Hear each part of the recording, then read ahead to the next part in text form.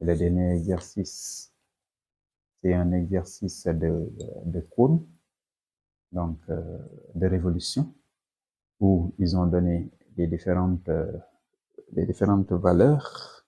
Quelles valeurs ils ont donné d'ailleurs même? Ils ont donné la hauteur du cône de révolution et le rayon de la barre.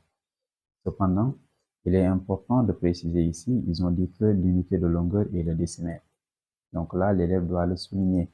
Et pour ne pas l'oublier, ce n'est ni le centimètre ni le mètre. Donc, l'élève doit le souligner pour ne pas l'oublier. Et également, on donnera les résultats à 10 puissance moins 2 près, c'est-à-dire 2 chiffres après la virgule, et par excès. Donc, il faudra arrondir par excès. Pour qui, il faudra travailler avec 3,14. Maintenant, on nous demande, pour cet exercice noté sur 8 points, de montrer que la génératrice du cône mesure 12,5. Là, pour répondre, montrer que la génératrice du cône mesure 12,05. Donc, il suffit simplement d'utiliser ça. Donc, 1, montrons que G est égal à 12,5. Pour ce faire, l'élève doit savoir que la génératrice, ça correspond pour le triangle rectangle formé par la génératrice, la hauteur et le rayon. La génératrice va correspondre à l'hypoténuse. Donc, G au carré égale à H au carré plus R au carré. On m'a donné H et R, donc je ne fais que remplacer. Donc, je vais avoir G au carré égale à 12, donc 12 au carré plus combien encore? 3,5 au carré, 12 au carré, c'est 144 et 3,5 au carré va nous donner combien encore? Va nous donner 12,25. Donc plus 12,25 et on aura G au carré qui sera égal à, bien sûr, 156,25. Et on applique la racine carrée, donc G égale à la racine carrée de 156,25. Et si on arrondit, on va se retrouver, d'ailleurs même là, on va trouver directement 12,5. Et 12,5 quoi? Décimètres. À côté, on nous demande également pour la deuxième question de calculer l'aire latérale. Donc, calcule l'aire latérale du cône. Donc, calculons l'aire latérale. Et pour calculer l'aire latérale AL, donc AL égale à pi G R. Donc pi GR ou RPG, ça dépend. Pour la disposition, ça dépendra de l'élève, pi GR. Pi, on connaît la valeur, on nous a demandé de prendre 3,14. G, on a montré que c'est 12,5 et R, c'est 3,5. Donc, une fois ces valeurs remplacées, on va se retrouver avec 137,375. Mais virgule 375, on arrondit, ça va nous donner virgule 38.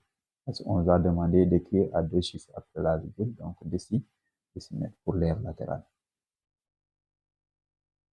Pour le volume, troisième question, on nous demande de calculer le volume V du cône. Pour le volume V du cône, donc volume du cône, c'est la même chose, la même formule que volume pyramide, c'est-à-dire R de base fois hauteur sur 3. Ou si vous voulez, un tiers de R de base fois hauteur. Donc c'est à vous de voir quelle est l'écriture qui vous semble la plus facile ou commune. Donc calculons le volume. Pour le volume, on va mettre volume est égal à R de base fois hauteur sur 3. Et R de base avec l'aire de base est égal à pi R au carré. C'est un cône de révolution, donc la base est un disque, un cercle, et l'air est égal à pi r au carré. Donc là, on peut remplacer par, donc on aura pi r carré fois h sur 3.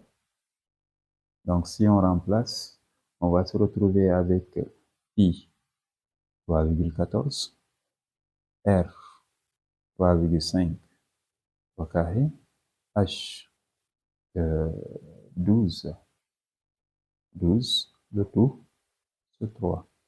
Et si on utilise, si on calcule, on va se retrouver avec 153,86. 153,86. Attention, c'est le volume, donc c'est décimètres cubes. Là également, attention, c'est l'air latéral, donc on devrait utiliser décimètres carrés. Donc attention, il faudra faire attention à ne pas s'emballer. Hein. D'accord? Donc là, c'est décimètres carrés. Là, c'est décimètres cubes.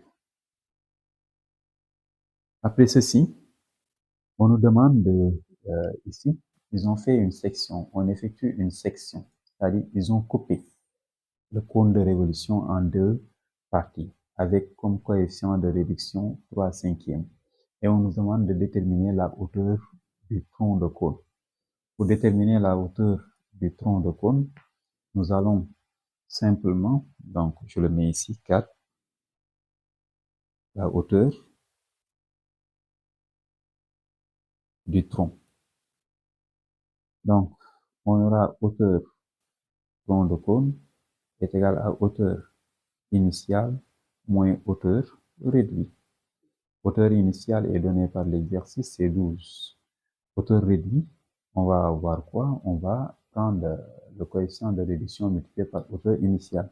Donc, on aura hauteur initiale moins le k, donc qui correspond à 3/5 multiplié par hauteur initiale. Donc, hauteur réduite, c'est k fois hauteur initiale, donc 3/5 hauteur initiale. Maintenant, à partir de là, si je veux, je peux factoriser par hauteur initiale et remplacer et calculer. Hein. Donc, si je factorise par hauteur initiale, donc il va me rester 1 moins 3/5. 1 moins 3/5. Donc, 1 moins 3/5, si je réduis au même dénominateur, je vais me retrouver avec hauteur initiale multiplié par combien encore? 5 moins 3, ça me fait 2, donc 2/5. Et ici, si je remplace par les différentes valeurs, donc hauteur initiale, c'est combien encore? C'est 12, donc fois 2 sur 5.